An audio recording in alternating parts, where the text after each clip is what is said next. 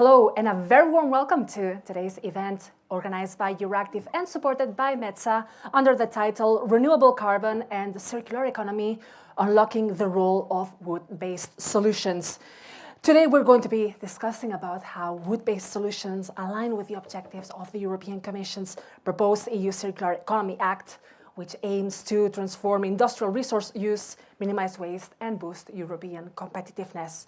So join us in this hybrid conference. It's great to see many of you joining us in live from the Euractiv headquarters, but also to see many of you joining us online. I believe we had quite a big number of registrants to join us today, in which we're going to be unpacking indeed the role of wood-based value chain and renewable carbon in achieving a more circular economy in Europe.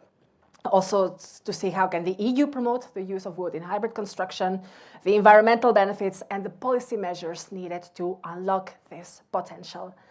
So joining me, I have a stellar speakers list with me that I'm going to be introducing just now, starting by the head of unit for low carbon solutions and land economy and carbon removals at the European Commission's DG Klima, Christian Holzleitner. Welcome. Welcome. Joining us online, we have a member of the European Parliament, Sirpa Pietikainen, which I believe we already have with us, or she's going to connect very shortly. Let's continue with the presentations in the meantime. So we also have with us the CEO and founder at the Nova Institute, Michael Karus. Welcome. Also with us, we have the forest and climate campaigner at Fern, Martin Pigeon. Welcome.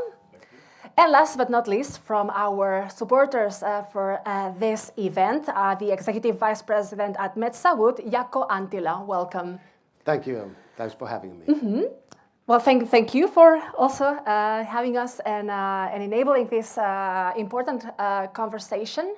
I would like to start with each one of you having a round of introductory statements for us also and for the audience to understand what's really at stake and what are we really talking about when it comes to wood-based solutions, when it comes to renewable carbon and its role in circular economy. So if I may start with you, Christian. Yes, we have this one big target in climate policy, which is making Europe climate neutral by 2050. So in 2050, we shouldn't add any more CO2 to the atmosphere. For this, in the first place, we need to reduce our emissions. And we're on a good way with the increased use of renewable energy. But in the end, we will always have emissions in the system, maybe due to long distance air transport, or just from the very basic fact that we have to produce food, biomass, always have emissions from livestock, from the use of fertilizers. So we also need to get better in taking CO2 out of the atmosphere and then storing it in our forests, in our soils, in the products that we produce out of timber, like wood construction in buildings, long-lasting bioplastics, and then at the end also in storing a certain share of that CO2 geologically. So, and this is what I'm always so excited about, in the bioeconomy, if we do it well, we can have value chains that are effectively good for the climate because we take CO2 out of the atmosphere and keep it here with us. So if we look towards 2040, 2050, a key performance indicators, in particular for the bioeconomy, will be how much carbon can be captured, can be sequestered in these value chains. And this is as I said before, the exciting thing that we should explore more. Mm-hmm. Thank you very much. And we're indeed going to be exploring it in detail. Now I would like to give the floor to Michael Karus. Yeah, you asked me to introduce the terms. Is this right to do it now? So okay, thank you. To do it now, indeed. We have in the title the term renewable carbon. And renewable carbon and defossilization, those terms we have introduced in the discussion since 2014, so a long time ago. But it takes time that so new concepts really getting speed and attention. And renewable carbon means or is a concept for the chemical material sector. The chemical material sector needs carbon, so we can't decarbonize it because it's based on carbon. We call it about embedded carbon in the molecules. And here the concept is that renewable carbon means to use carbon sources like biomass, CO2 or recycling to replace virgin fossil carbon from the ground. So that means renewable carbon is in all carbon sources that avoid or substitute fossil carbon from the ground. And so here the job is till 2050 to replace the embedded carbon in our daily products and all chemicals, materials by renewable carbon. And this we can also call defossilization. So we need carbon, but no fossil carbon. And we see from the industry also huge demand for that. In the automotive industry, they're looking for fossil-free plastics. This is also part of the concept. And I'm happy to discuss today what is the role of wood in this concept. Thank you very much for conceptualizing it, Michael. I believe that we have one of the experts, if not the go-to expert when it comes to the concept of renewable carbon. So it's great that all of us have the same definition in mind. Now, I believe that we have with us connected MEP Sirpa Pietikainen. Ms. Pietikainen, are you with us? Yes, here I am. I'm very happy to participate with you in the panel and discussion. Excellent. So if you could set us the scene as well, why the role of wood-based solutions is so important. What do you see in its potential? What can you tell us about that? Well, I'm looking at it from two perspectives. By education, I'm coming from business and sciences and economics. And then my heart has worked with the environmental matters for a long time. So what this means is that A, the economy must be profitable, and B, we must create an economy that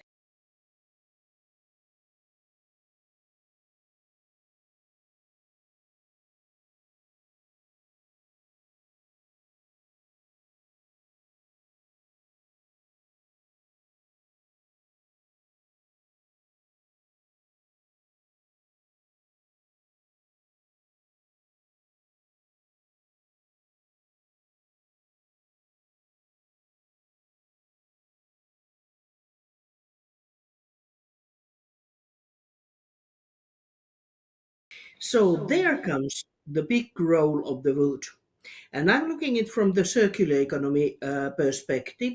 Of course, there's a lot of things you need to do on the products, use them for a longer time in various different kind of uses, upgrade them, and then, of course, recycle on the last line.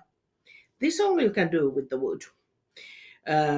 Just to name the construction, that is the huge sector. But then again, when it comes to new fields like the batteries, there's interesting innovations coming up from lignin batteries. But there's also clothes, very, very big issue. This the sustainable technology, sustainable technology of textiles. So the question is, where all you need the wood, and it is exploding the needs and uses. And then again, it is the big issue, and that comes from the point of view of sustainability. I'm a bit skeptical that we have all the wood in the planet, what we need for all of the uses, and that is the cascading use. And then we come to bioenergy and some of those tough fights what we have in the European Parliament also. Thank you very much, MEP Pietikainen, for already introducing some of the key issues on this conversation. Now I'd like to give the floor to Martin Pigeon, representing Fern. Yes, thank you very much for having me and for this very important and topical debate. I thought I would just quote the European Commission, actually, because the Commission wants many different things, and not all of them are compatible.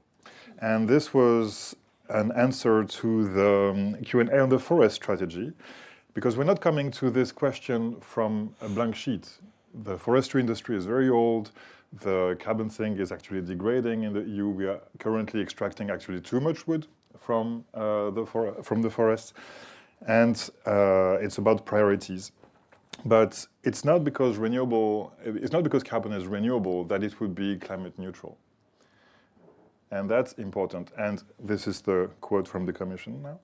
As indicated in recent scientific studies, until 2050, the potential additional benefit from harvested wood products and material substitution are unlikely to compensate for the reduction of the net forest sink associated with the increased harvesting. I think that's pretty clear.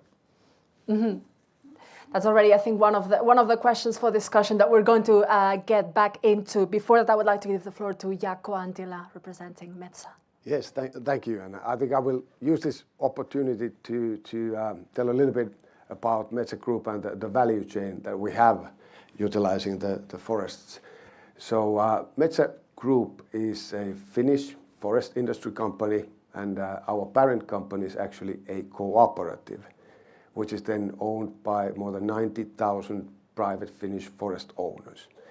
And our mission as the group is to add value to their forests and make sure that they are able to also transfer that asset then to the coming generations in their family. And we do this through our value chain, which is formed by our 5 business areas and our own innovation company. And as a group, we are committed to regenerative forestry. And that means in practice that we are committed to measurably improve the state of the forest nature by the year 2030. And then the wood that we source from these forests, that is then refined in our business areas into wooden mechanical wood products, paper boards, tissue greaseproof papers, as well as into pulp, biochemicals and bioenergy.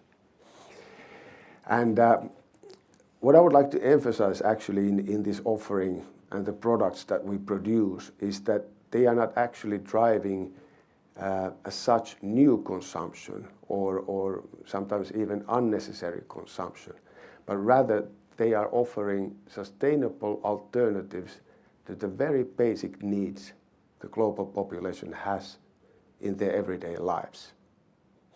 So as an example, population is growing, so houses are needed, and then according to UN, roughly a third of the global greenhouse gas emissions is coming from the building and construction sector. So we as Metsä Group and with our wood construction materials, we want to support this sector in the green transition. And if I may, I could go a little bit more into detail with the value chain. So the most valuable part of the tree, the very heavy-duty wood logs, they are used actually in my business area, the wood products business area called Metsä Wood, to produce veneer-based engineered wood products, such as Kerto LVL. And Kerto LVL is, due to its veneer, laminated veneer structure, a very strong and therefore also very material efficient construction material. So in practice, in buildings, you can reach the same structural strength with less raw material consumption when you use Kerto LVL. Then during the production of this LVL, we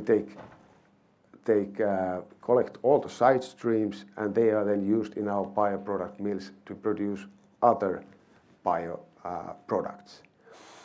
And in my view, this material efficiency in the source is the starting point for the bio-based circular economy, then supported by reuse and recycling. And therefore, one of my main messages here today is that these sustainably sourced renewable materials, they should be also recognized as a circular input in for instance, EU-related initiatives and regulations. So that was the setting the scene and looking forward to the discussion today. Thank you very much, Jaakko, for indeed setting the scene. I would already like to invite everyone in the audience to send us any questions that you have to our panelists. We have, as always, a Slido ready for us. Here's the QR code for you to scan or use the hashtag renewable carbon at slido.com. And we'll try to take as many questions as possible already during the discussion itself, so don't wait until the last minute to send your questions. I believe that we already have a couple of first questions, so we will try to address as many of them as possible very shortly. Now, before that, I would like to get back to my panelists, because we already started to hear some of the key questions that this panel needs to be addressed. And for instance, we've heard from Martin how the European Commission approach might have some contradictions in it. So maybe I would like to allow for a first round of responses to what fellow speakers have said. I don't know if Christian already has some thoughts on that could be shared with us. Yeah, as I said, I think our common objective should be that we have a very resilient value chain in the bioeconomy by 2050. And this is not an easy task, because we already see the climate impacts. As Martin already has said, we see a decreasing yearly intake of CO2 in our forests and in our land. So particularly in Central Europe, we see a higher number of natural disturbances, as we call them, like bark beetles and so on. So we all have a common interest in that we get better in managing our forests, and we need to actively manage our forests because of the climate change that we're already seeing. So pine trees, or what we currently, for example, plant in or have in the stock in Central Europe, may not be the right trees in the next 60, 70 years. So these are some very big challenges that we need to support, and we all need to work together, is that we build a more resilient forest for the next 100 years. And then, of course, to face the challenge that also Martin set out, is how can we use this material for the highest value? And I think what is also changing is we have now many more options for very competitive renewable energy, from wind, solar, heat pumps, and so on. So we have the opportunity to use more biomass for more high value added applications. So, and this is in particular for the construction sector, for chemicals, bioplastics, and so on. And here we should really look into new business concepts for very long-lasting use of that carbon. Sharing economy, circular economy has all, there are a lot of buzzwords for that. But we need to now set the right business incentives, for example, through the emission trading system, that we get the right business incentives up to 2050. Mm-hmm. Thank you. I believe Jaakko wanted to add something. Yeah, there were many points actually that I would like to add to, but you stated that we need more resilience in our forests in order to maintain on the other hand, carbon sinks, the growth of the forests. But then on the other hand, I would like to emphasize that there is absolutely no conflict between the targets here, between business, the sustainability targets, or the regulation either. It's the benefit of all of our interest groups actually to now do such forestry maintenance and offer such forestry services that increase the biodiversity, increase the resilience of the forests. And if you think about my company's owners, it's their asset which they want to protect on the long term and also pass to their children. And these actions that we are doing now are very important to make that happen. And for sure, the forests all around Europe will be facing a completely different type of climate and pressures as the climate is getting warmer. Okay, Michael, Martin, and then we'll get back to Ms. Pietikäinen. Yeah, I would first like to add that we can not only store CO2 in the forest, but also in long-living forest products. Yeah? This we have to calculate together, what is in the forest and what is in long-lasting products. And I think there is a full agreement in the Commission in Parliament that in principle we should use wood more in material sector and not only in energy and fuels. cascading use with the right understanding that is starting from the first use and not after the first use. But on the other hand, the regulations still are in favor for bioenergy and biofuels. This is also well known since years, and so I think it's very important in the next decades to find better incentives. Perhaps we can learn from the bioenergy and fuel market. It works mainly with quotas. Quotas are a very powerful instrument, and when I'm allowed to give one example, we had last week a big conference on cellulose fibers for the textile industry. And we see in the textile industry that the share of fossil polyester is getting bigger every year. So it's going in the wrong direction. And if you would have also quotas in the textile industry, that the big brands are only allowed to have a certain share of fossil carbon in their products, then it would be speed up extremely the production of cellulose fibers. Because cotton is also in a crisis, cotton area suffering from climate change, the cotton production goes down, and this gap is filled by polyester now and not by cellulose fibers. And here policy could do a great job to introduce quotas like in fuels and energy also in those markets where really oil and chemical market, but the fiber market is a very special, interesting market. And so I think here we have a very nice agreement, but the regulation lacking behind. And so this would be very great in the next years if we could find better regulations in the material sector. Then Martin, and then we'll connect back to maybe Peter again. Yeah, no, thanks. A couple of points. First, on what's actually driving forest degradation. There's a lot of new data coming from satellite observation, which is very useful. One study in Nature last spring showed that still today, on average, this is an aggregate at the European level, 82.2% of what is called canopy openings are planned. That means it's silviculture, it's forestry. And the rest is climate change, the bark beetles, etc.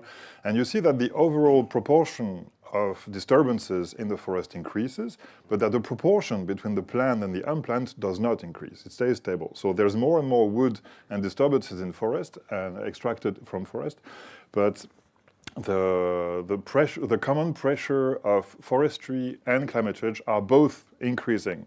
And that is also what's driving the fact that, for example, the forestry sector in Finland now is no longer a carbon sink. And you see that also from satellite, the Fennoscandia, so the broader region, is where you have the strongest reduction of forest area, actually, and tall forest in particular. I won't be flooding you with too many details, but I think it is very important. Next to that, you have a rather considerable shrinking in the employment in the forest sector by about a third in 15 years. And overall, and this is where I'm super interested in your perspective on this, what you see at the macroeconomic level is that there is overall a reduction in added value. That what is called the bioeconomy so far has mainly been actually about suffering from the competition, international competition. You have more and more sort of low quality, low grade exports like pulp, bioenergy, but less and less fine papers for other reasons. And at the moment, and I'm a bioenergy campaigner, member states have spent 165 billion euros since 2015 to encourage and reward energy companies burning wood, which is actually rewarding a destruction of added value. So we need to stop this folly, please, fast, and otherwise there just won't be any room for any bioeconomy. This is what DG Research was saying, like we are already facing a 40 to 70% supply gap between what is sustainable supply today and the expected demand. So I totally agree that we need to increase actually the added value that we take from the wood. We need to make much more money and much more economic value with the very limited supply that we have. And last point, we need to understand better what this limited supply is, and so we need better monitoring. And I'm talking about this because the Parliament today is talking exactly about this issue. And I know that Metsä is actually increasing also in-house monitoring capabilities. But if you stay in a sort of competitive framework and there is no public data available, that's limited. Anyway, I talked too much already. Sorry. Thank you, Martin. I would like to get back to MEP Pietikäinen joining us online. Some reactions to the discussion that we are having and the added value that wood-based value chain can bring to the bioeconomy.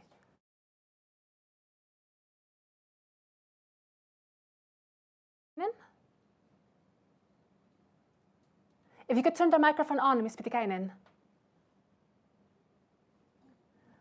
We cannot hear you.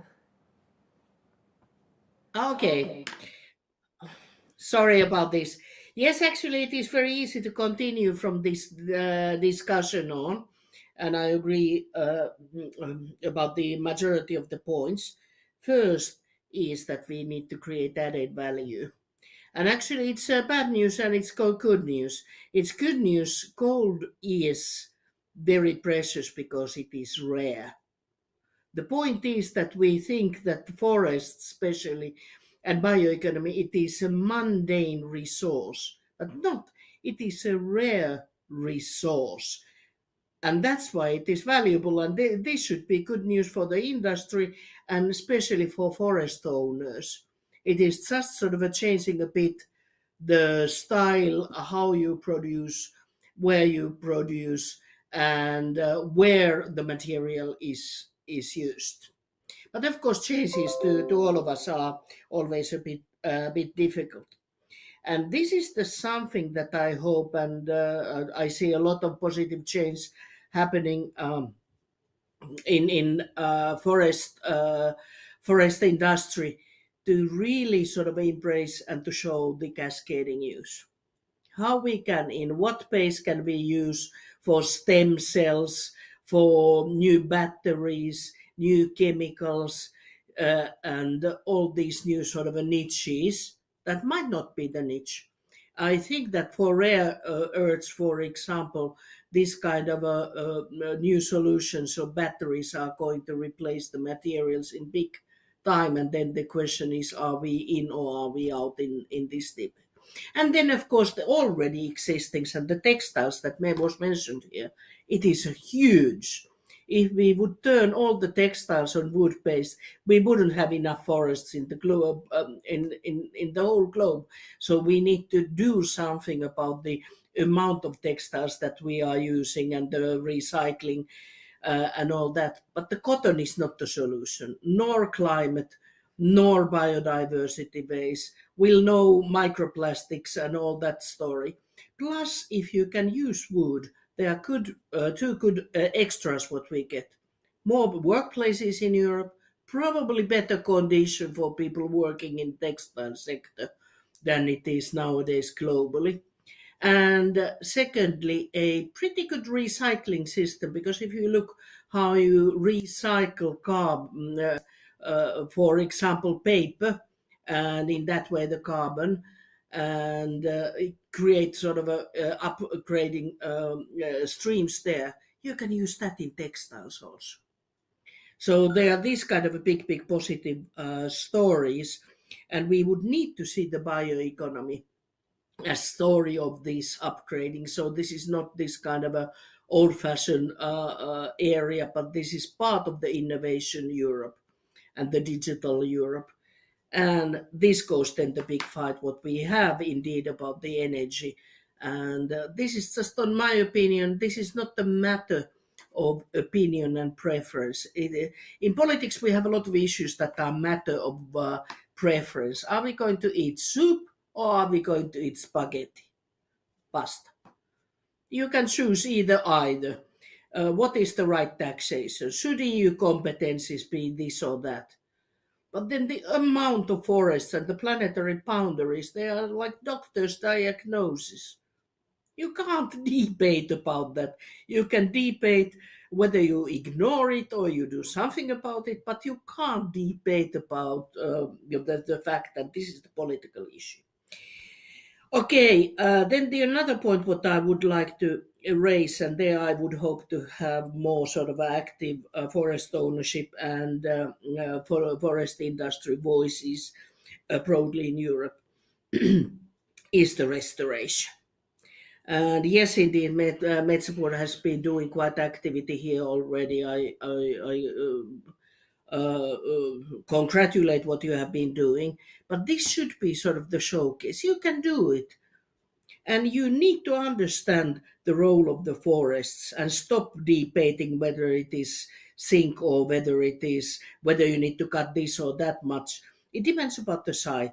You need to support the growth and variation of a local ecosystem, and you need to use succession as a process of growing the forest. In some places, you might have even more end caps if that is cultivated forest. Somewhere you really need much, much more of old growth forests.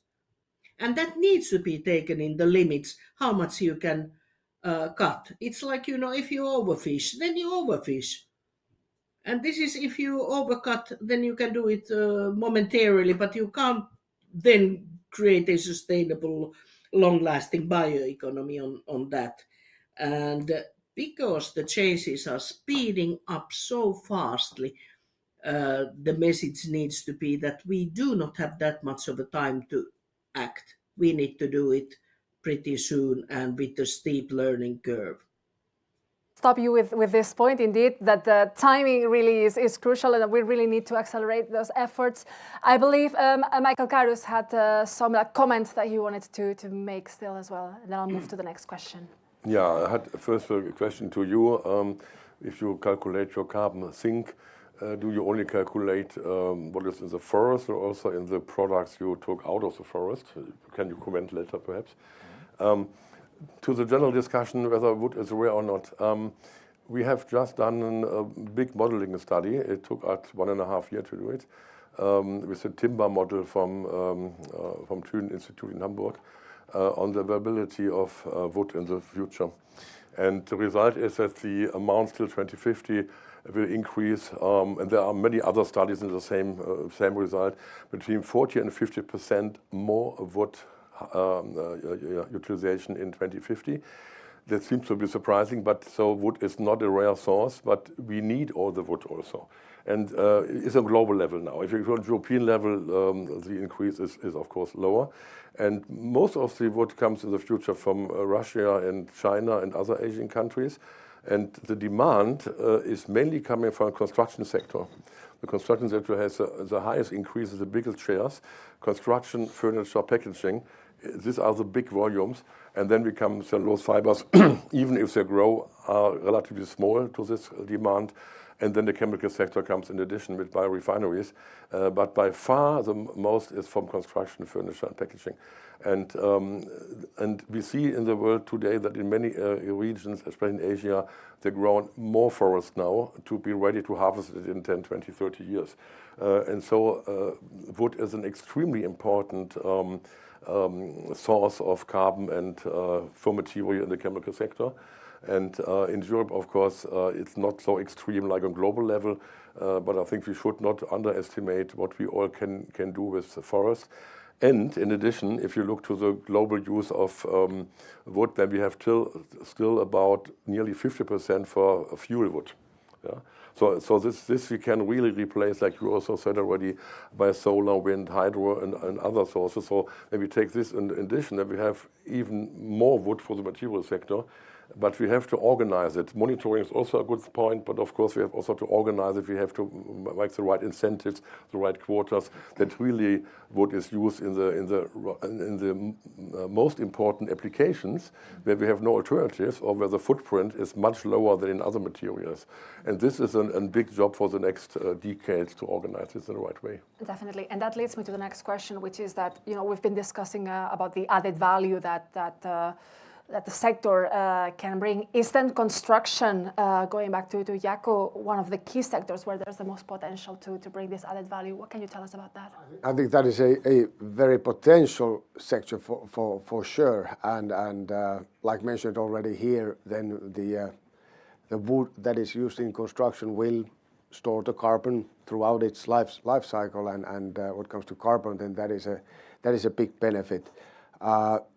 I think also we need to be realistic and face the fact that everything cannot be built from wood.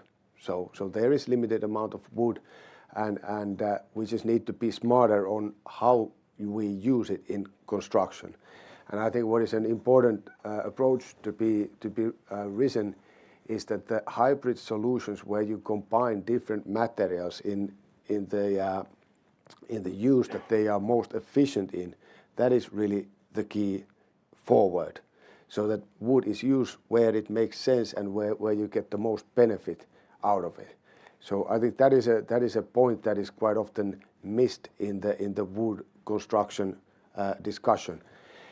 Another point that I would like to raise concerning this is then the material efficiency of the wood construction products themselves. So like I already mentioned, we focus on veneer-based Kerto LVL products, which are manufactured from very thin. We peel the massive logs into very thin sheets of wood. We carefully sort them according to their strength properties, and after that we lay them up and with an adhesive press them into a very strong panel. And this is actually the way that you get the most out from the wood, the best strength properties. So you can build more with less wood. And especially going forward, and as the availability of the wood is not growing, perhaps it's going down even due to climate change, getting this type of innovations and developments is very important. And coming to the value add, if you roughly think about traditional timber, wooden timber, the price at the market is probably around 250 euros per cubic meter, whereas then the laminated veneer lumber price is triple that. And that is already giving a very practical example of the value add that we are having in these products. And we are very much focusing on this development. For instance, at the moment we have a 300 million euro investment ongoing in Äänekoski in the integrate, where we will be increasing our Kerto LVL capacity. And the side streams we can then integrate to the other bioproduct mill productions. Mm-hmm. Thank you. Christian, I would like to bring you back to the discussion. What then do you think about the potential of wood-based products in hybrid construction? How does it resonate with the Commission's own thinking on? Yeah, I think what's very important is that we are clear about the climate benefits. Mm. So because one could say, or you're selling a product, but you're also selling a service to the climate, for which there is I think a willingness to pay. Absolutely, for that. In the core of our value proposition. Mm. Yes. And for this, we are working on the certification of carbon removals to provide a European framework so that we can reliably say, okay, how much is stored in a forest, how much is stored in a product, how much then at the end we have to store geologically. And that we have and I think for me this is towards 2050, one of the key discussions is how do we optimize this value chain, also with a view how much CO2 can we take out of the atmosphere and sustainably store along that value chain. And this is, so to say, the additional service that you can sell. And this is why we are doing this certification. So to be better able to make our policies based on that. There is this discussion that we now may still be looking too much at the substitution, at the biofuels and so on, where we have now other alternatives. So we need a policy, a regulatory framework that makes us fit for the 2050s. So both under the emission trading system, where we have important decisions coming up on the integration of bio carbon capture and storage, bio CCU. So what do you also do with the waste streams that you have in your factories? But also what we currently still have under the LULUCF regulation is on what are the incentives about storing the carbon in the products in the forests. And I think, and that will be a very interesting discussion, is also how we can integrate more in these policies. The companies like yours, that are taking finally the decisions on what is happening there, and how can we give you also the right incentives to take the responsibility then, or have the right incentives, how to maximize or optimize the carbon storage along the value chain. Thank you. Martin? Yeah. To start answering to your question, because it also ties into what Christian was saying, how do we differentiate carbon in forest versus products? That's a very important point, actually, because if you don't cut the tree, it will keep not only storing, but sequestering carbon. So I know this is a very disputed point, but I think I'm still convinced by the fact that any wood, as the quotation from the Commission I was mentioning at the beginning, if you are cutting a tree to even make like a construction beam, for example, you are generating a carbon debt, meaning the counterfactual, not cutting the tree, would have been better in climate terms. So in that sense, you're not selling a climate service. Even assuming substitution, that said, it's obviously better to build with wood than with cement, with concrete. And we need wood for all sorts of things, and so it's about getting the priorities right. And there you have to touch on the fact that forest is just not a resource, it's an ecosystem. And you cannot plant an ecosystem, actually. You can manage it, but you cannot plant it, you cannot replace it. And so if you're replacing a forest with a tree plantation, you have actually destroyed the forest, and actually you've destroyed a lot of carbon that was in the soil as well. And that is a disaster in climate terms. So in fact, I'm not against plantations, but I'm against plantations replacing forests. And that is a key thing. And this is where I think there's a big role, a very big role actually for agroforestry in the carbon farming scheme, because there, I mean, if you look at a cornfield, you're looking at a green desert, really, and it's not a resilient system. It's hardly an ecosystem, actually. But if you add trees there, you're producing good quality timber. You're actually helping a lot with the water and the pesticides and the fertilizer issue, and you're actually adding something with the carbon framework. So, last point. I think it's very important to get the market incentives better aligned with the cascading principle. So please stop with the bioenergy thing, because really that's not helping. But that alone would not protect forests. For this, you need good old-fashioned environmental regulation and enforcement. And enforcement. Sorry, it's not very original, but if you don't protect your source, it's like parting with your savings account. It's going to be great, but it won't last long. I believe that I have a lot of reactions from the panel, but before that, I would like to remind the audience that you can still ask your questions on Slido using the QR code just appearing on the screen, or the hashtag renewable carbon. I have many questions, so maybe I'll be jumping shortly to the first questions from the audience. Before that, I would like to allow maybe I think Michael, you wanted to react again. Sorry? But I can wait for the question, of course. Right. Are there any? Also, Jaakko, I think you had some burning. But then let's have a final round of reactions then till my next question. I would say Michael and then Jaakko. Yeah. Michael and then Jaakko. Yeah. Yeah, I would like to add a few comments. One is with the potential in construction. We have shown worldwide in hundreds of projects that cross-laminated timber can replace cement. Not totally, but 80-90% of cement. And if we're starting to roll out this concept, we have a huge potential, because cement has, on the world level, 7% of the total CO2 emissions are from cement, from construction. And so we can, in principle, replace 1, 2, 3% of the cement by cross-laminated timber. This really works. Yeah? They have built houses with 20, 30 levels now in this construction. But I think it's not, if you talk to the cement industry, they only see as an option CO2 capture or those things, but they see not replacement by cross-laminated timber. And there we should also more activities this direction. A second point I want to make is pulp and paper industry, especially in Sweden and Finland, I think is so great that they're really starting to utilize CO2 to capture CO2 emissions and make methanol from it. That means that the tree is taking CO2 from the atmosphere. Some of the CO2 is then sequestered in the products, and the other now is captured from the emissions from the pulp and paper plant and is produced for the chemical industry. This really is an extremely great solution, and you will talk a little bit more about it, I think. I think this is a big step forward, and we see the first factories like this now coming in Sweden. And my last comment is to the forest systems. Of course, a natural forest is very different from a planted forest. But planted forests you can also do in a different way. And I think in the future, we should also do better planted forest.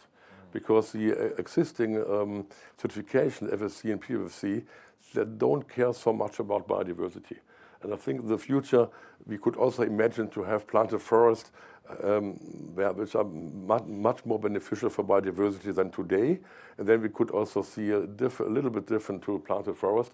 But I think there have to be some new certificates or some regulations about planted forest to really make them still an alternative. But like today, it's not the best solution. I agree. And then Jaakko, very shortly. Yeah, so many things to comment, but perhaps to the final comment about the CO2 capture. So I think it's untapped potential that we actually have within our value chain now, the biogenic CO2 that we have from our pulp mills, in particular in the processes where we recycle the chemicals for the pulping process. So there is a big potential of capturing that biogenic CO2 and then use that as a replacement for the fossil carbon in chemicals and in fuel industry and some new applications as well.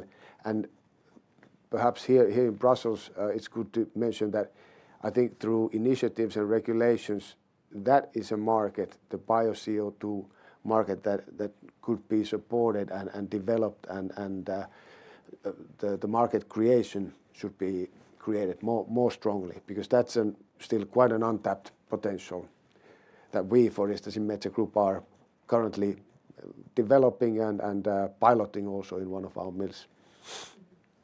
Thank you very much. Then perhaps one final question from my side before I move to the questions from the audience, because we've been discussing a little bit about, and I'm using Christian's words, that we need a regulatory framework that is really fit for 2050 and beyond. So perhaps my final question to all my panelists is really, what is the way forward in terms of policy? What is the kind of regulatory framework needed to unlock this potential? And maybe I can start by bringing back Ms. Pietikäinen to the discussion.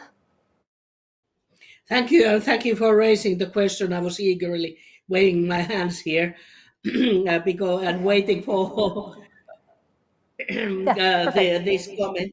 And we are still making these policies very much and too much, both in Commission and in Parliament and in Council in silos.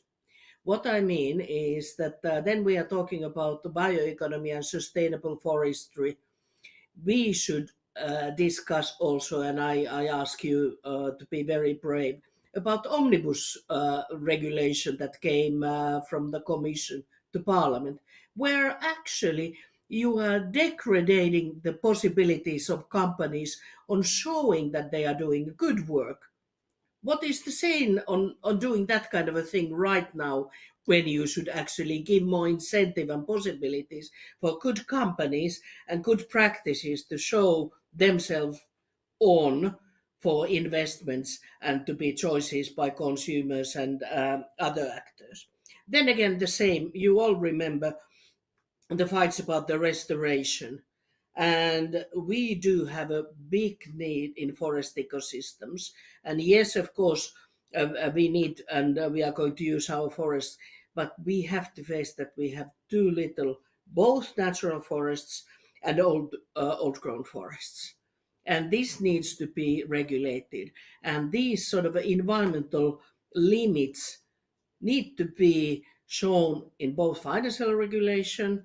It needs to be in our reporting systems. It needs to be in our bioeconomy. It needs to be in our forest economy, the circular economy. and the planetary boundaries. And I hope that all of you could sort of deliver the message to the Parliament and to different DGs and the head of the Commission, so that we could take positive steps on these lines. Thank you very much, MEP Pietikäinen. Back to the on-site panelists.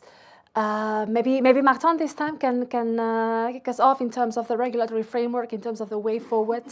Yeah, it's a point that thank you. It's a point that I mentioned, but I'll get back to it because it's exactly what the Parliament is working on at the moment. It's the forest monitoring law. It's been identified by the European Investment Bank, actually, that the lack of reliable data and consistent governance on forestry in Europe was a big barrier to investments. It's also a big barrier in implementing existing EU legislation, such as the RED, possibly the CRCF when it comes.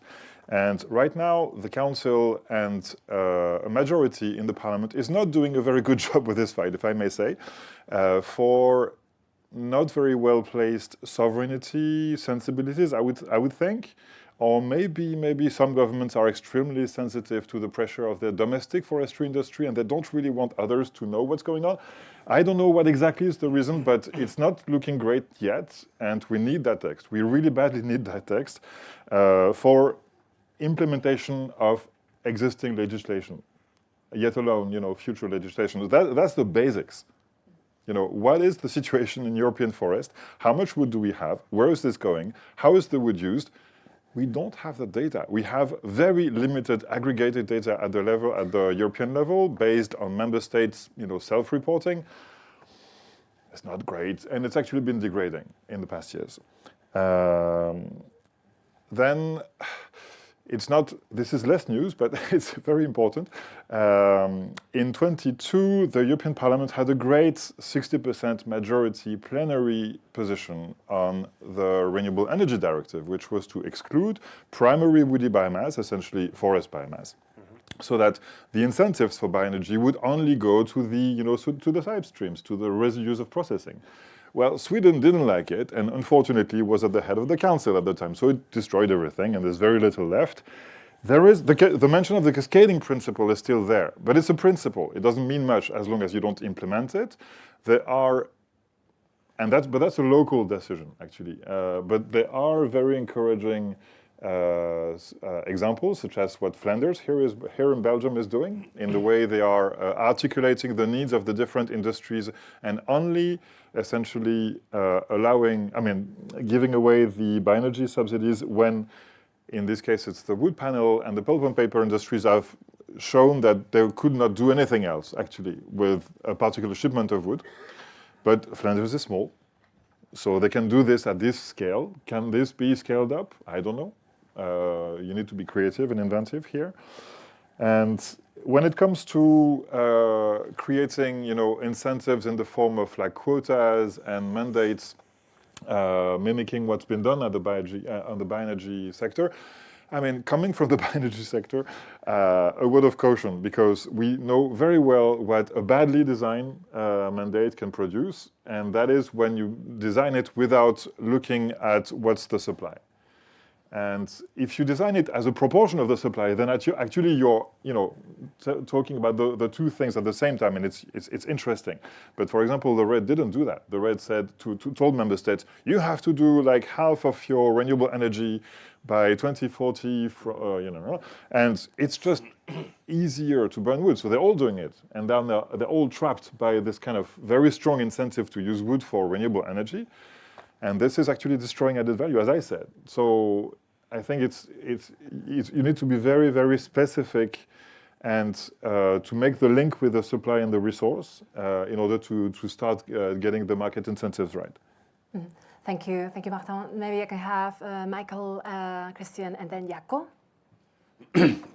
Yeah, I think it's a great job very challenging to replace the fossil carbon, the fossil embedded carbon, our products by renewable carbon. And so I think I want to mention three measure instruments we can use. One is the carbon removal regime, we've already mentioned, and here we can make wood-based products more in long-lasting applications more competitive. So I think this is a very important instrument.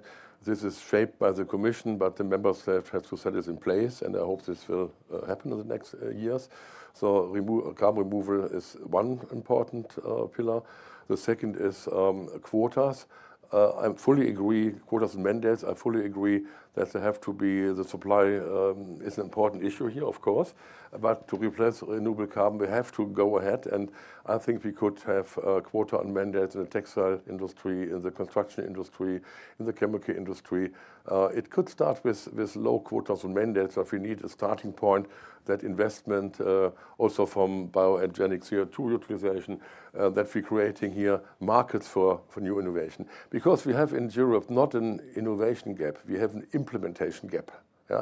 We see this very strongly. We can make wonderful RTD innovation, we can have the first pilots and the demo plant, but then scaling up to real production, this is the main problem of Europe, not only in the wood sector, and this is only possible if we're creating demand for right solutions. So this is for me the most important pillar. And then number third is cascading use, but with cascading use we have to be very careful because there are different definition of cascading use. And cascading use have to start with the first utilization of virgin wood and not in the second place, because some argue, yeah, we can first do that and that, but if you burn something, it's not any more available for cascading use. So it has to start with the virgin wood, and this could also help a lot to balance the demand from energy. And I fully agree we should also look where bioenergy really is necessary, where is the supply there, and where are also not other energy, renewable energy, much more interesting than bioenergy. So when we use these three pillars, I think we can really go ahead. And I hope in the next years it's possible in the Commission to start, or carbon removal is already on the way. Quota on mandates not yet. Cascading use is starting slowly after 15 years discussion. But I think there are opportunities to go ahead. Mm-hmm. Christian? Yes, 2025 is the opportunity to discuss the strategy for the bioeconomy, because the Commission will come out by the end of this year with the bioeconomy strategy. And I think we should really take the opportunity to discuss about the value chain, to discuss about the new business opportunities, but also the challenges, the sustainability, and as I said, to discuss these two services that the bioeconomy can provide. That is a product, but also the climate benefits, the ecosystem services that we all need and that we all want also in our forests. And that we should get right together and have a global view on that. And as I said, I would be also very keen to talk about more market-based approaches, because it's always within the value chain, the foresters, the processing industry that drive that, and much more than public authorities. So how can we also, when we talk about where do we want to store how much carbon, how do we want to use our land? And this even goes a bit beyond what we are discussing here, the forest, because it's also how much do we want to use our land for food, for forests, and this is like super exciting questions, which depends a lot on how much animal protein will we consume in the future, so how much land is then available for more biomass. So these are all big questions, and that would be the opportunity to discuss this and really to have a holistic view on that. And as Martin mentioned, the discussion on the forest monitoring law is very disheartening and a big disappointment. Together with DG Environment, we proposed that, and it's so difficult to get through what we want with forest monitoring, that it's a big enabler. So what we want with the forest monitoring law is, like, for example, to provide those baselines that we need for the carbon removal certification. So how to help industry to make a better job. And we are just seen as some Brussels bureaucrats that want to have a large amount of data here in Brussels, and then we sit on the data. This is so wrong. We want to help. We want this to be an enabler. And we need the data for making good policy, for being able to decide how do we design this future value chain. And on that, we should work together. And we are caught in such a nitty-gritty competence fight here, which doesn't help. So I think also there we should take it to the bioeconomy strategy and really have agree overall where do we want to go towards 2050, how do we want to use our land, and what do we want to make out of the biomass, the food that we can grow on our land. Thank you very much, Christian. And Jaakko? Yes, I'm very happy to hear this, and I very much welcome the invitation, Christian, for this discussion. It's absolutely what also the industry wants to do, and like I stated in the beginning, I think our goals are very much aligned and common actually. So together we can then figure out what is the best way to make it happen also in the regulation. And something I think that Martin also brought up concerning the regulation, that it needs to be holistic, not sub-optimizing, but taking into account the whole scene and the big picture, so that we don't sub-optimize some narrow area or optimize things up to a certain point, certain year, for instance, because life goes on after that as well. So just to summarize the points that you have brought up here on different areas, they are very, very much something that I agree, and our company also agrees. So I'm happy to see that we have very much common ideas here, and we just need to cooperate and see how do we make it a reality. Mm-hmm. We have just under 10 minutes left, so I will take a couple of questions from the audience. I would like to pair two of them together because both are for Christian and are related on the same topic, which is on the question of what we call the high value uses. There's a question that in regard with high value uses, by that do you mean, or does it mean high value financially or from a carbon perspective? So first of all, if you could clarify that. That should of course go together. Mm-hmm. And of course, from where I come is our climate neutrality target in 2050 and decreased amount of carbon sequestration that we need. So actively taking CO2 out of the atmosphere, mm-hmm. and creating value chains that are good for the mm-hmm. climate. Because then related to that, I have another question that is asking, what actions does the Commission plan to take to create more certainty for companies that provide higher value applications, such as chemicals and plastics? So, as I always said, we are now very busy with some technical work on the certification, so more on the supply side. So how can we say, okay, how much carbon is stored where? We would also be very ready to go ahead with the forest monitoring law, but this proves quite difficult. And then we need the big discussion in the bioeconomy strategy. What is the overall all strategy? And then we will come from our side, from the climate legislation, next year in 26 with our proposals for a review of the emission trading system, on the LULUCF regulation, probably also looking into more market-based solutions for the Bioeconomy, Circular Economy Act, and so on. So we'll be quite busy over the next 2-3 years. Mm-hmm. Thanks a lot. I have a lot of questions. So I'm trying to see what can we fit in such a short period of time. But maybe related to the question on wood in highway construction and construction. There's a question saying, is the use of wood for construction promoted enough in demand from public authorities? We build what we are asked to, even when we have to know how to propose wood solutions. So who would want to answer to this one?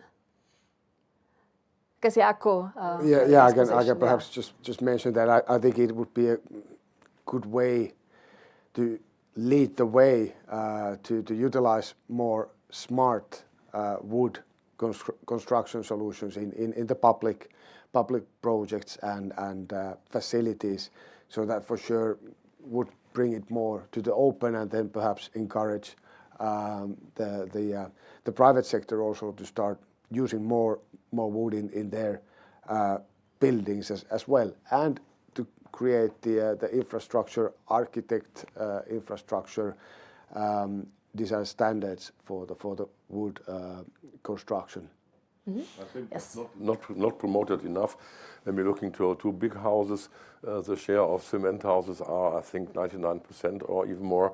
And I would love to see in the next decades that we're building 5-10% of the bigger houses also from cross-laminated timber. It's possible. It's shown 100 times that it works. So I think there's still a lot to do to make it switch also in this, not only in the small houses, also the big houses. Mm-hmm. Thank you. Any other thoughts on?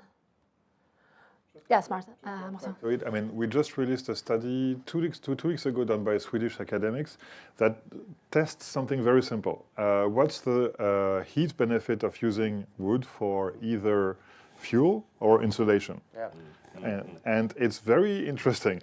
It uses, to generate the same heat benefits when using wood as insulation, as blown-in insulation in this case, taiko. It takes 9 times less wood in terms of material use, 21 times less greenhouse gases are emitted. The health, we haven't mentioned that, but actually wood smoke is extremely toxic, so the health benefits are infinite because, I mean, okay, not infinite because you have some additives sometimes in the insulation that are not great, but nowhere near what wood smoke.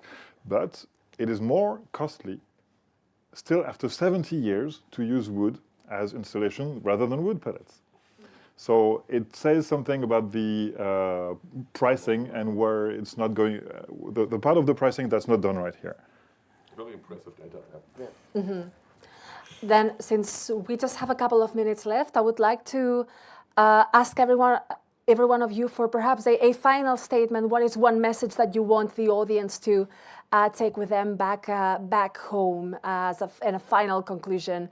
Maybe we can start with Ms. Pitikainen. Well, have more discussions like this.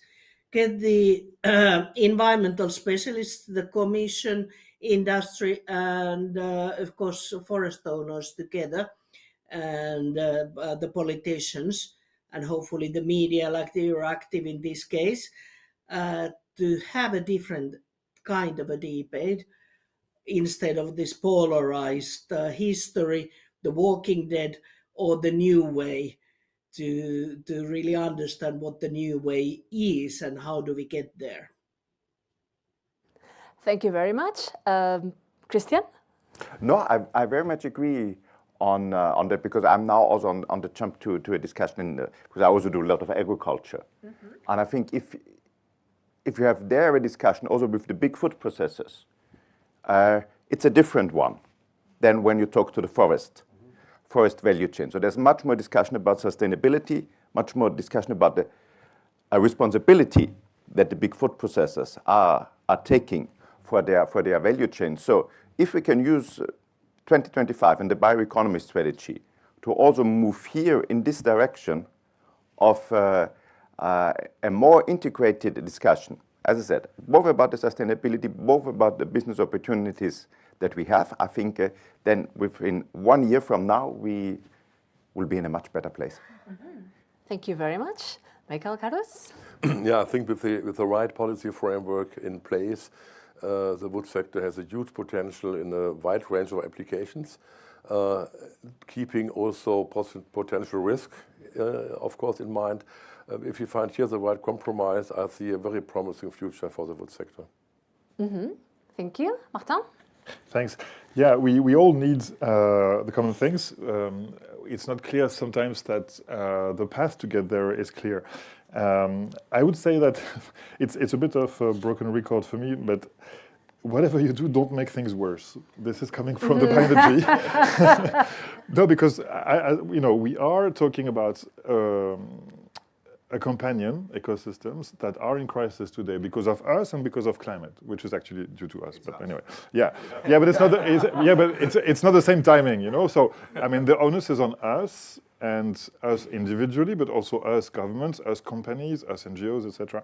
But also to find ways to reduce the damage that we are causing today. That's the number one. And the number two, just one, on the FML, because it's so important.